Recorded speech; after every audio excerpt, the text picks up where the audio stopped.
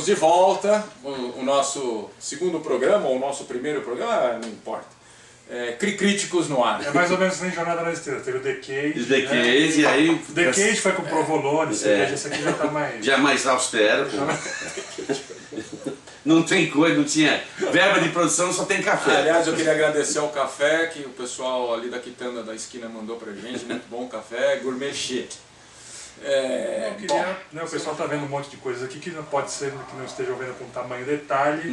Então a gente ao longo aqui do vídeo podcast aqui, a gente vai explicando o que é. Por exemplo, isso aqui a gente vai girar agora para ter certeza que nós não estamos sonhando. Exatamente. Não é isso?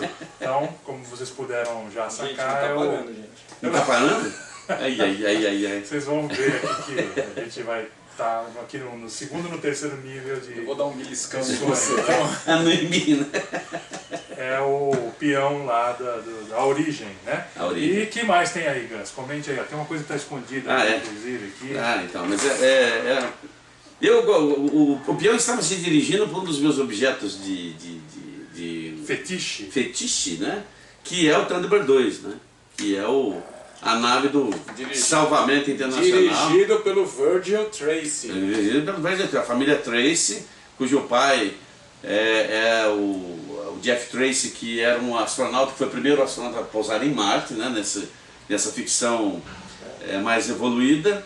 E ele criou o resgate internacional para poder salvar as pessoas, usando toda a tecnologia que ele tinha disponível.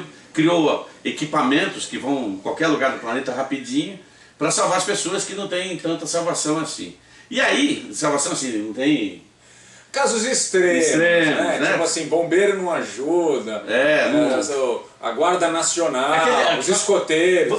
Vamos dar um exemplo prático, os mineiros do Chile, certo? Vocês lembram como é que eles saíram? Fizeram um túnel, foram escavando, etc. Um elevador que subia um cara só. Então um dos equipamentos é exatamente um negócio chamado topeira, que era um negócio... Chegava lá, pegava todo mundo junto e ia embora. O que eu acho legal na história dos Thunderbirds, né, é que não é nem exatamente o seriado, que era um seriado dos anos 60, criado pelo Jerry e a Sylvia Anderson, né, de marionetes, né, O Jerry com G, né? Jerry com G, né?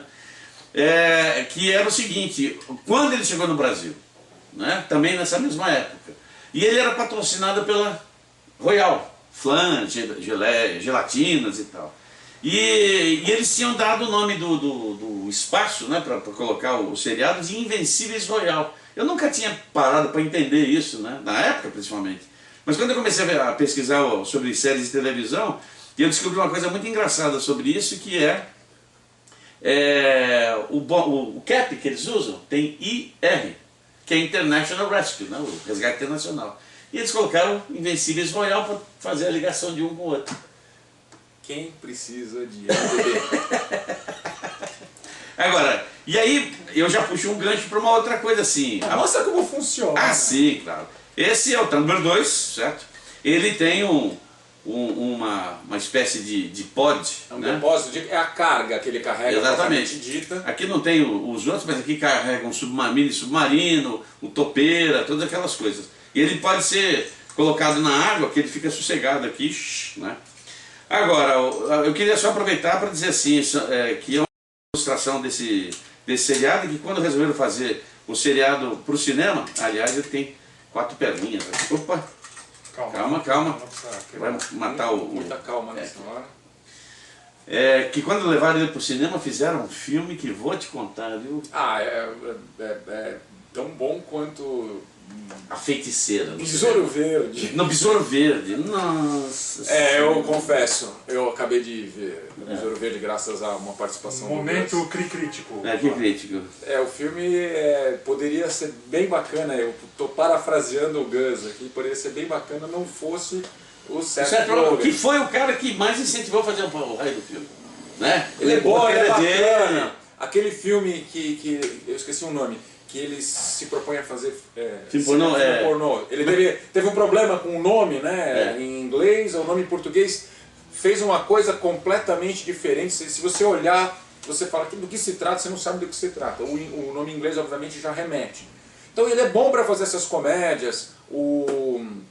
Aquelas participações ligeiramente graves. Ou Virgem de 40 anos. Ele tem um negócio de humor bacana, mas assim, assassinaram, né, o personagem, honestamente. Eu gostava bastante do seriado. Eu gostava daquele, como é que se fala? Crossover? Quando o Batman crossover. Crossover.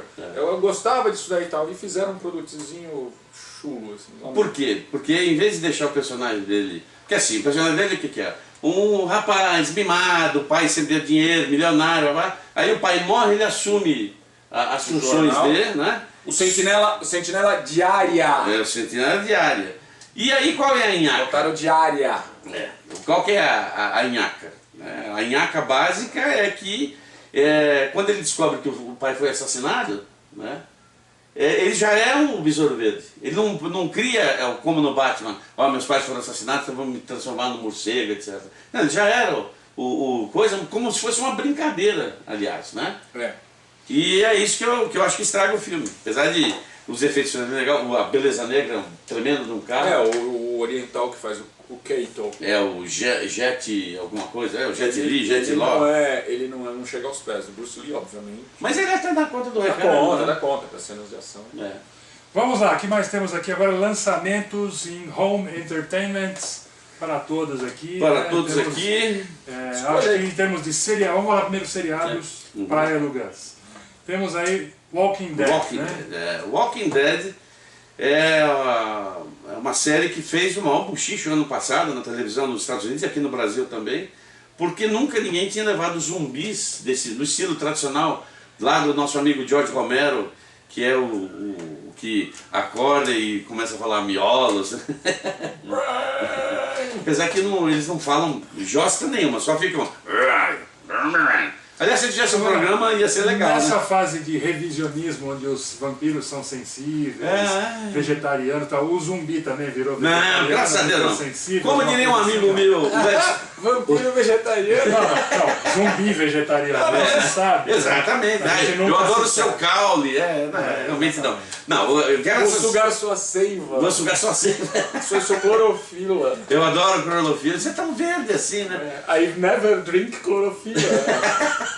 Não, o lance é o seguinte, isso é baseado numa história em quadrinho que até hoje é publicada, né? Aqui no Brasil também já foi lançada o Walking Dead.